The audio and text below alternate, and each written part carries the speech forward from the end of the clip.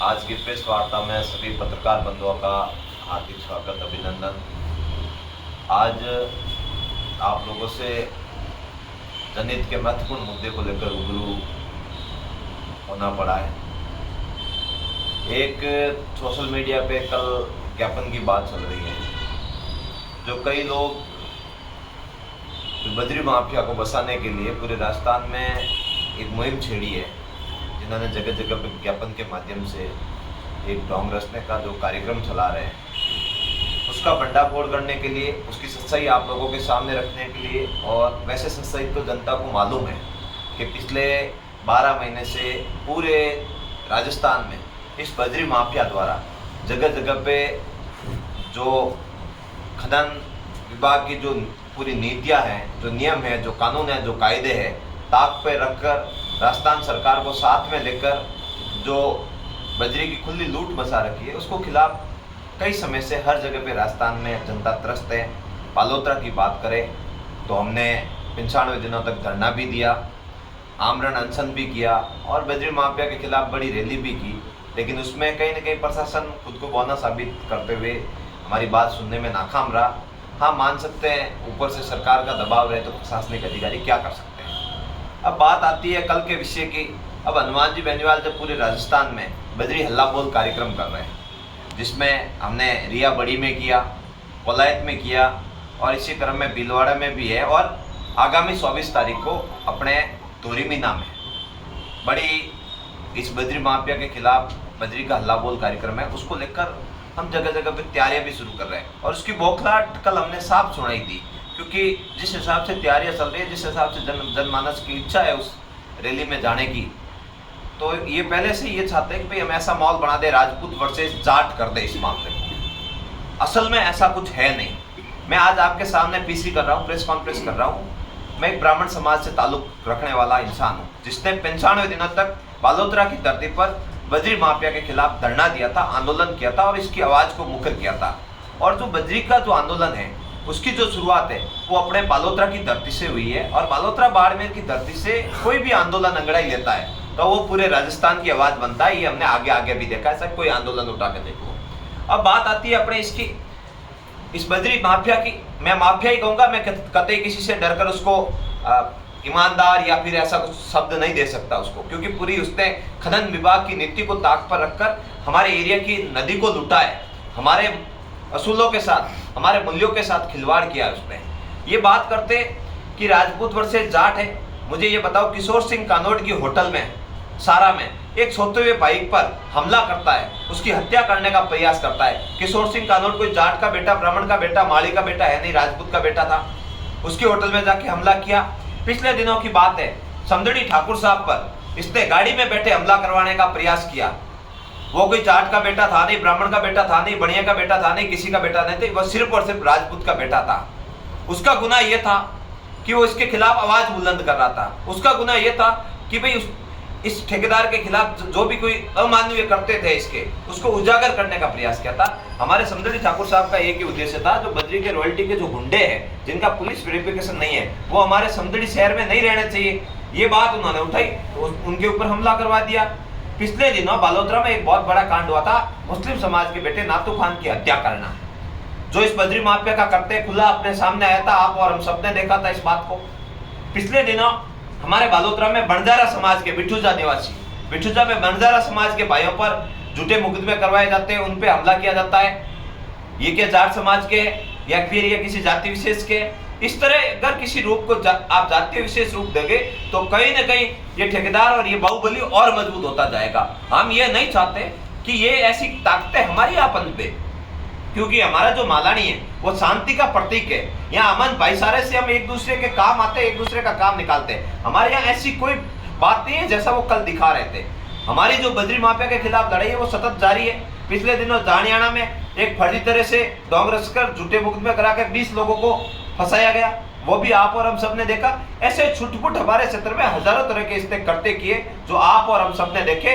उसके बाद भी अगर हनुमान बेनीवाल अगर इसका विरोध करता है और उसको जातिवादी की संज्ञा दी जाती है, तो मैं तो कहता हूँ 1000 बार दें, हनुमान बेनीवाल की बात आती है तो हनुमान जी बेनीवाल साहब ने जब घुंगरा कांड हुआ तो सबसे पहले अगर किसी ने आवाज उठाई तो नागौर का सांसद हनुमान बेनीवाल था। उसने ना जात देखी, ना पात देखी, ना कोई धर्म देखा, ना कोई संप्रदाय देखा। तो अब लोगों के पास कोई ऑप्शन तो है नहीं, सुबह से लगाकर शाम तक, रात को भी पूरी रात जगकर इस बजरी माफिया को उखाड़ फेंकने की बात करता है। हमने रिया में देखा था रात को 1 बजे खनन विभाग के जो अधिकारी है नदी नाप रहे थे, 1 बजे तक नदी नाप रहे थे। वो चीज यहाँ ना हो जाए इससे पहले ये जातीय विशेष का इसको उपक्रम करके लोगों को डिवाइड करने का कार्यक्रम बना रहे हैं। ये हम कतई होने नहीं देंगे। हम एक एक बात हर आदमी को जाके समझाएंगे कि भाई ये क्यों हो रहा है। बजरी का जो अवैध स्टॉक किया जा रहा है, क्या प्रशासन को मालूम नहीं है ये बजरी का स्टॉक अवैध है? ये बोल रहा है कि हमने टीपी ले ली। जब कृषि भूमि में जब कोई भूमि कॉमर्शियल अप्रूव्ड नहीं हो उसके ऊपर एक टोली का भी स्टॉक करना अवैध है। आप चाहे कोई खनन नीति उठा के देख लेना, मैं मान लूंगा। अगर उस पर आप बता दो कि वैध है तो हमें बोल देना, क्योंकि अवैध है वो अवैध है। अगर सच कहना गुनाह है तो ये गुनाह हम 1000 बार करेंगे। हम तो आजाद शहीद भगत सिंह जी के दीवाने हैं जो सत्य बोलना जानते हैं और इंकलाब की लड़ाइयां लड़ते हैं। जब भी हमारे भाई तकलीफ में होते हैं तो हम उनके लिए खड़े रहते हैं, कोई बड़ी बात नहीं है। और ये 24 तारीख को ये जो अवैध स्टॉक कर रखा है इसके खिलाफ पूरा का पूरा इसका माफ करवाएंगे। ये कहां से लाए, कैसे यह जमा किया, इसके लिए आवाज को बुलंद करेंगे। ये हमारी आगामी रणनीति है। और जो सबसे बड़ी बात है, पिछले 12 महीने से हमारे ट्रैक्टर भाइयों से हमने एक बात कही थी कि ट्रैक्टर को ऊंट गाड़ी की सरणी में लेकर किसान भाइयों के लिए फ्री की जाए। भाई साहब मेरे घर के पीछे बजरी है और मुझे 1500 रुपए देने पड़ रहे हैं, ये कहाँ का न्याय है? ये न्याय की बात हो ही नहीं सकती। और जो ट्रैक्टर चालकों को जो रसीद दी जा रही है वो अवैध रसीद है, कोई वैध रसीद नहीं है। और उसके लिए हमने रिया में भी 40 मुकदमे दर्ज करवाए।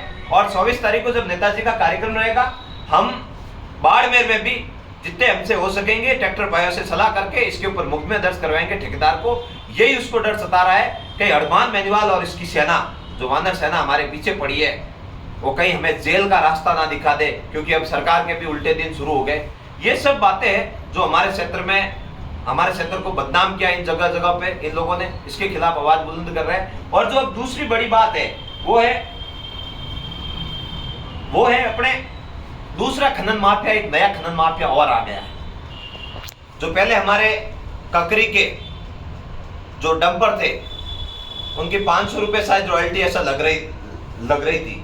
अब ये जो नया ठेकेदार है वो 2000 रुपए ले रहा है। और वो ठेकेदार कौन है मुझे नाम लेने में कोई संकोच नहीं होगा। हमारे पूर्व मंत्री और वर्तमान बायतू के विधायक श्री हरीश जी चौधरी का छोटा भाई मनीष, जो इस मामले में नया खनन माफिया बन के आया है, जिसकी पूरे का पूरा हमारे क्षेत्र को और बदनाम करना चाहता है। मुझे ये बात बताओ, एक दिन पहले तक बजरी ये अपने ककरी के डंपर का 500 रुपए की रॉयल्टी होती है और दूसरे दिन 2000 हो जाती है। ऐसा क्या हो गया? रातों रात कौन सा अपने पार कम पड़ गए या कुछ ऐसा नया मामला आ गया? तो ये जो नया खनन माफिया पनप रहा है इसके खिलाफ भी हम आवाज बुलंद कर रहे हैं। हमारा ना पहले बता रहे हैं, एक बात फाइनली स्पष्ट कर देते, हमें कोई जाति पात धर्म से कोई लेना देना नहीं। हम किसानों की बात करते हैं, हम हक की बात करते हैं, हम न्याय की बात करते हैं। ये सब बातों को लेकर हमें जो कल हमारे भाई आए उससे गहरा आघात पहुंचा, जो जातीय रूप देने का प्रयास किया। कतई हनुमान बेनीवाल की नीति जाति विशेष को या जातीय आपस में जातों को लड़ाने की नहीं रही है। हमारी बातें किसानों का कर्जा माफ की रही है, हमारी बातें टोल मुक्त राजस्थान की रही है, हमारी बातें जो है अन्याय के